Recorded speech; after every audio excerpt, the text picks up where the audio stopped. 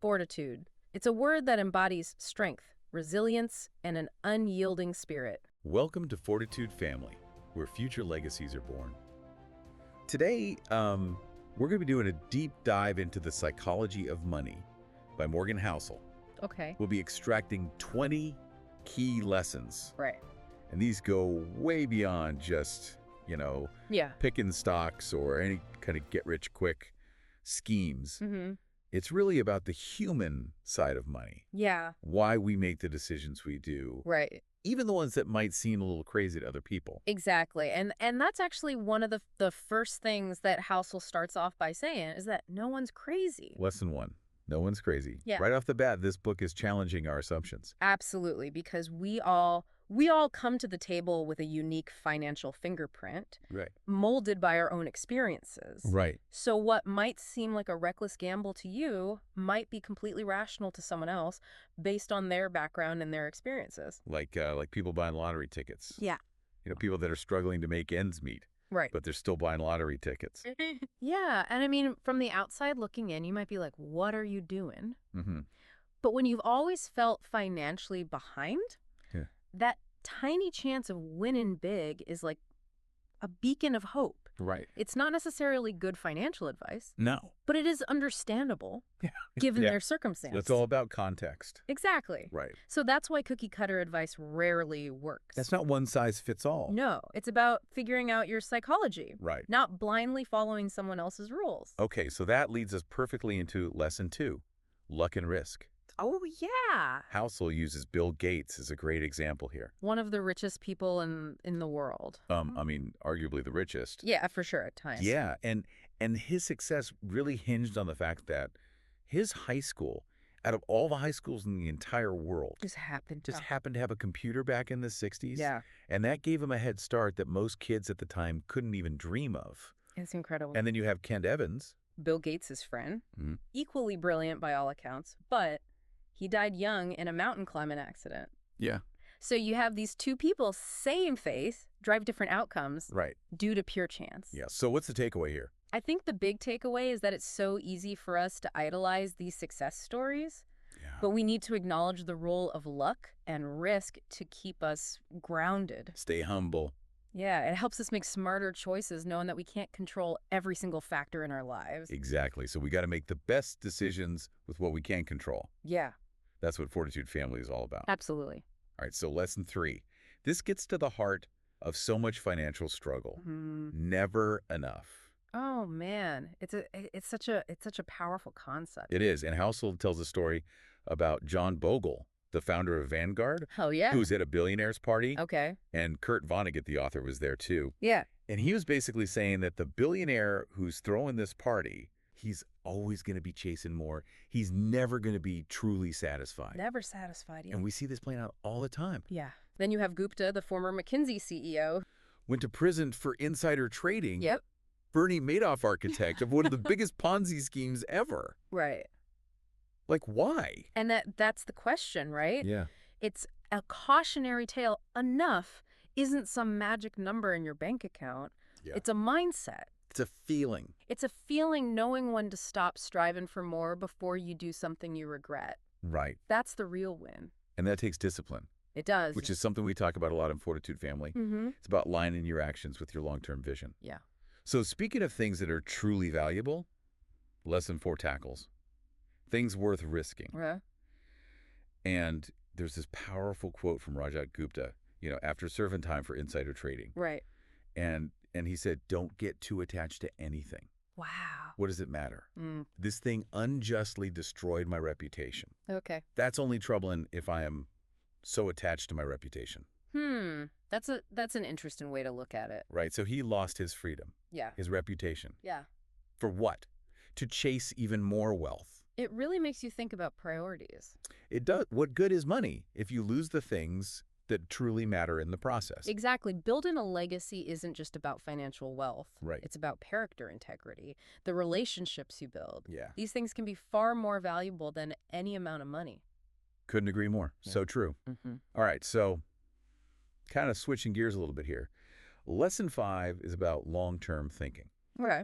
And Housel highlights the incredible power of compounding. Compounding. And Yeah. he compares Warren Buffett, who's been investing consistently for decades, Right. to Jim Simons, a brilliant mathematician who found success later in life. Okay. But even with incredible returns, Simons still wouldn't have as much wealth if he'd started investing when Buffett did. That's pretty amazing. That's amazing. Time in the market really does beat time in the market. Absolutely. It's like shut up and wait. Might be the best investment advice out there. Patience and consistency often outperform trying to be clever or chase the next hot stock. It's like planting a tree, you know? You don't dig it up every week to see if it's growing. You got to let it grow. You just got to let it grow. I love that. Yeah. That's a great analogy. Yeah, I like that one. And that long-term mindset is essential for building a lasting legacy. Right. Which is what we're all about at Fortitude Family. Absolutely. Now, lesson 6, survival. Okay. This one kind of hits close to home for a lot of people. I think so too. Because it's one thing to make money, Mm-hmm. but staying wealthy is a whole different game. Yeah, it is. Housel contrasts the stories of Jesse Livermore, a stock trader who made a killing during the 1929 crash by shorting the market, and Abraham Dramansky. Dramansky lost everything, possibly even his life, in that same crash. Wow. And Livermore, he eventually lost his wealth too and committed suicide years later. The point is, getting rich can breed overconfidence. It does. Staying rich requires humility and a focus on preserving wealth. Not just accumulating more. Yeah, not just always trying to get more. Right. And that's tough because, our brains are kind of wired They are. to, always want more. Absolutely. Like building that financial fortress we always talk about. That's right. You need strong defenses to protect your wealth from these unexpected storms. The world is unpredictable. Yeah. We got to be prepared. Okay, so shifting to maybe something a little more philosophical here. Right. Lesson 7 is all about freedom. Ooh, freedom. Yeah. And this is where Housel really gets to the heart of what wealth means. I think so too. And it's not about the flashy car or the big house. It's about the options those things represent. Exactly. And he tells the story of Roger, this guy driving a Porsche. Okay. Turns out he leased it and can barely make the payments. That's rough. Appearances can be so deceiving. They really can. So true wealth is often hidden. It is. It's that invisible safety net. Yeah, it's the money in your savings, the investments you've made. Right. It's the ability to say no to a job you hate. Yeah. It's about having control over your time and your choices. That's true freedom. That's real freedom. The ability to do what you want. When you want. When you want, but without being beholden to a paycheck or a boss. Exactly. And that's the kind of freedom we want to help our listeners achieve here at Fortitude Family. That's right. It's about building a legacy that gives you and your loved ones more choices and more opportunities. Love it. Okay. So on to lesson 8, savings rate. All right. This one is simple but powerful. Yeah. Building wealth isn't just about earning more. Right. It's about what you keep. What you keep. And Housel compares it to the energy crisis. Oh, okay. We didn't solve the energy crisis by finding more oil. Right. We got better at using less. I like that. I like that. It shifts the focus from things we can't always control, Yeah. like market returns or our boss's mood, Right. to something we can control, our spending habits. Our spending habits, absolutely. So you can build wealth on a modest income Mm-hmm. if you have a high savings rate. It's about that consistency. Right. Focus on what you can control, Yeah. not on things you can't, Right. like market returns. Exactly.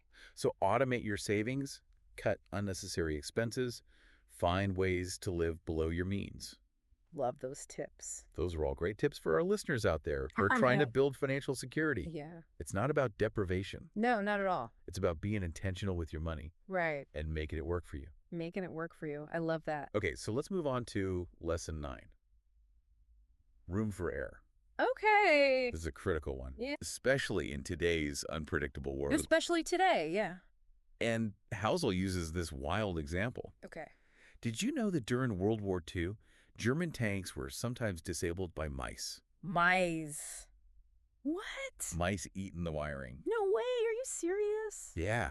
That's crazy. It sounds crazy, but it highlights the importance of planning for things to go wrong. Right. Even in ways you can't anticipate. Yeah. Like, who's going to plan for mice eating their tank wires? You're not going to put that on your risk assessment? No. No way. But in finance, that means having a margin of safety. A margin of safety, okay. So don't invest every last dollar, have an emergency fund. Yeah, And avoid taking on too much debt. absolutely. It's like build an extra pad yeah. into your financial fortress. Some art. Right. Huh. Because unexpected things will happen. They will. Job loss, medical emergencies, market crashes. Yeah. Having that buffer can be the difference between weathering the storm Mm-hmm. and being completely blown off course. Yeah. Got on to lesson 10. You change. Okay. This one is all about being adaptable Right. and recognizing that our needs and our priorities evolve over time. Mm-hmm. And Housel tells this story about a doctor Okay. who worked tirelessly Right. to achieve his dream career, Yeah. only to find it deeply unsatisfying later in life. Wow. So we change, your goals change, Yeah. and our financial plans need to change with us. Absolutely. We can't be afraid to reassess our goals and make adjustments as we go. We can't be afraid to pivot. Yeah. Even if it means letting go of a path we've invested a lot of time and energy in. That's the sunk cost fallacy. The sunk cost fallacy, clinging to something just because we've already put effort into it. Right. Even if it's no longer serving us. Even if it's not making us happy anymore. Exactly. Sometimes the best move is to cut our losses and pivot to something that aligns better with our current selves. And that can be tough, It can. especially when it comes to long-held dreams or financial goals. Yeah, we can get so attached to those things. We get emotionally attached. Right. But recognizing that change is inevitable Yeah. can help us be more flexible and resilient in our financial journey. Okay, so on to lesson 11. Let's do it. Nothing's free. That's lesson 11, and it's really about facing the trade-offs involved in investing. Yeah. You can't expect to get high returns without accepting at least some level of risk. And I love Housel's analogy here. It's like buying a car. Okay. You can pay full price for a new one, Mm-hmm. or maybe find a cheaper used car, or, you try to steal one. Yeah. But that comes with some huge risks. Big time. Yeah. Trying to get market-beaten returns without any volatility. It's like trying to steal that car. Mm-hmm. It rarely ends well. Yeah, there's a price for everything. There is. And for most of our Fortitude family listeners, building wealth steadily over time. That's the goal. Mm-hmm. No need for risky schemes. Right. Which kind of reminds me of lesson 12, tails you win. Oh, yeah. And this one's a little bit counterintuitive. It is. It kind of challenges the idea that we need to be right all the time. Oh. Housel uses Amazon as an example. They've had some massive flops, like the Fire Phone, Right. but yeah. those are completely dwarfed by their successes like Amazon Web Services. Mm-hmm. So it's not about avoiding failure altogether. No, not necessarily. It's about accepting that you'll be wrong sometimes, but when you're right, you're really right. Okay. Those few big wins can outweigh a lot of small losses as long as you manage the downside. So don't be afraid to take calculated risks, Mm-hmm. but have a plan to handle the losses. Absolutely. Okay, speaking of perspectives, lesson 13, the seduction of pessimism. This one really caught my attention. Yeah, why is that? It's just so easy to get caught up in doom and gloom predictions. It's all over the news. It's everywhere, right? Yeah. But Housel points out that the world actually has a long-term track record of getting better. That's true. And he uses Japan after World War II as an example. Oh, yeah. They were devastated, but they rebuilt and became an economic powerhouse. That's a great example of resilience. So even when things look really bleak, Mm. there's reason for optimism. Often, yes, optimism is often the more rational bet, but pessimism just feels more convincing, Right. more dramatic. It spreads faster. It just, think about how quickly negativity takes over social media. Oh, yeah, it's like wildfire. Yeah. Like we're wired to pay more attention to the bad news. It's that negativity bias. But for long-term investors, focusing on the bigger picture and the upward trend is key. Absolutely. Keep your eyes on the prize. This leads nicely into lesson 14, when you'll believe anything. Ooh, that's a good one. And this one's a little bit unsettling. It is a little bit because it gets to the heart of why scams work. Right. When the stakes are high and we're desperate for answers, we'll latch onto anything that sounds good. Yeah. Housel uses the example of the plague, where people were so terrified they turned to all sorts of superstitions. Right, because they didn't understand what was happening. Exactly. They were looking for anything to explain it or to control it. And we see this in finance, too. Think about Bernie Madoff again. People were so eager to believe his promises of high returns that they just completely missed the obvious red flags. They wanted it to be true, so they Uh-huh. ignored the warning signs. And that's a good reminder to be extra skeptical Mm-hmm. when someone is promising you something that sounds too good to be true. Especially when it comes to your money. especially when it comes to your money. Be careful out there. Right, if it sounds too good to be true, it probably is. Probably is. Okay, so on to lesson 15, the story you tell. Okay. This one feels a little more personal. Yeah? How so? Well, Housel compares it to his 1-year-old daughter, Okay. who's trying to make sense of the world Right. with very limited information. They don't have the full picture yet.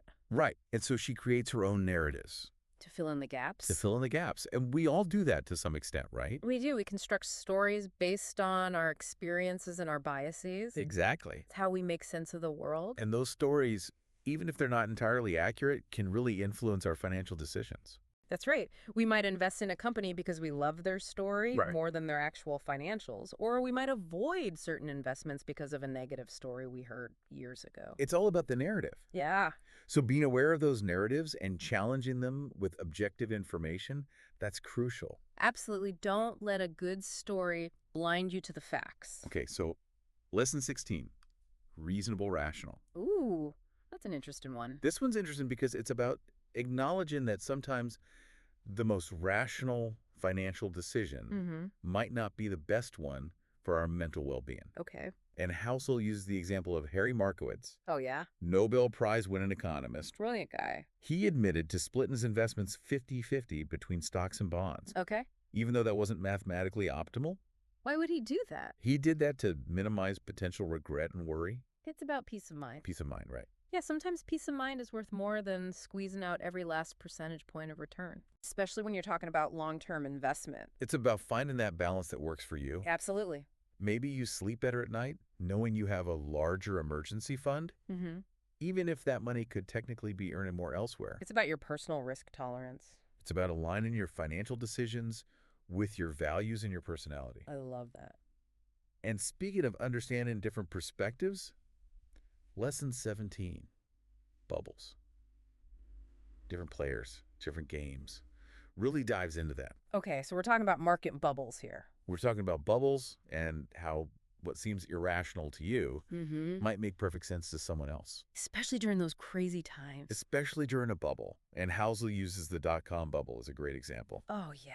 That was a wild time. People were paying insane prices for tech stocks that had no profits. No earnings, nothing. But for a day trader who's just trying to ride the momentum for a quick profit, Right. that made sense. Yeah. Their game is completely different from a long-term investor. Totally different. Who cares about fundamentals and intrinsic value? Right. So bubbles form when different groups of people with different goals and different time frames collide. They get caught up in the frenzy. It's important to be aware of who's driving the market and what their motivations are. Know the players.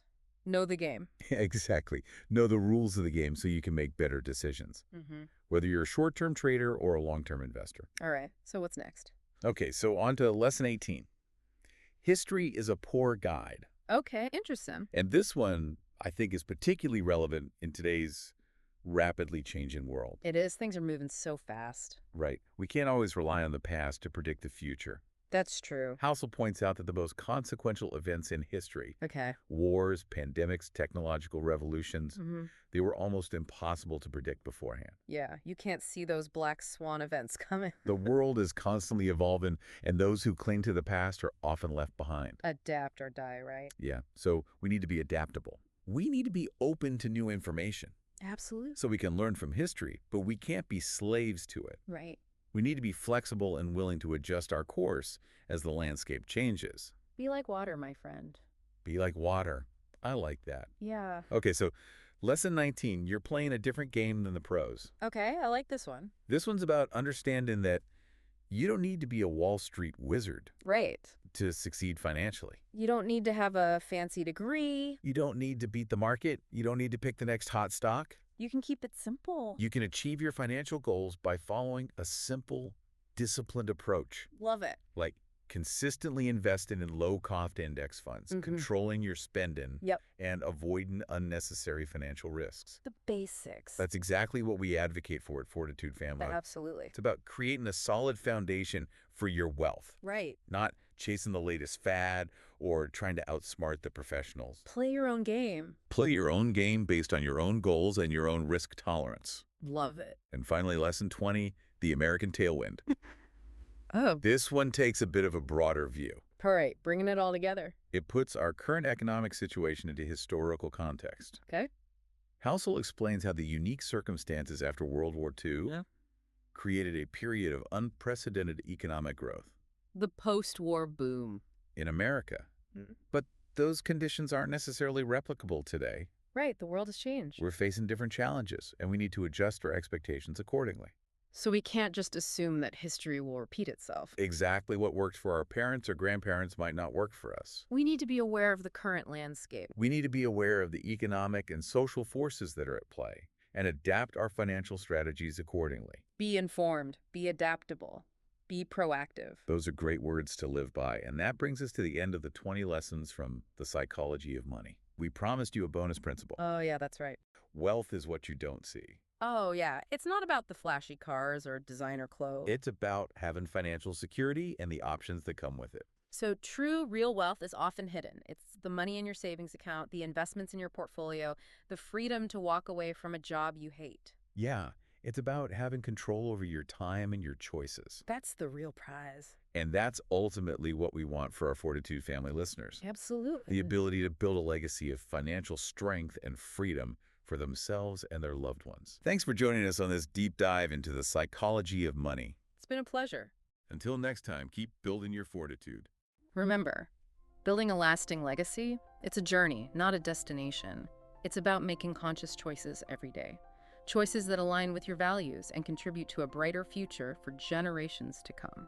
Don't forget to click the like and subscribe buttons to stay up to date from Fortitude Family.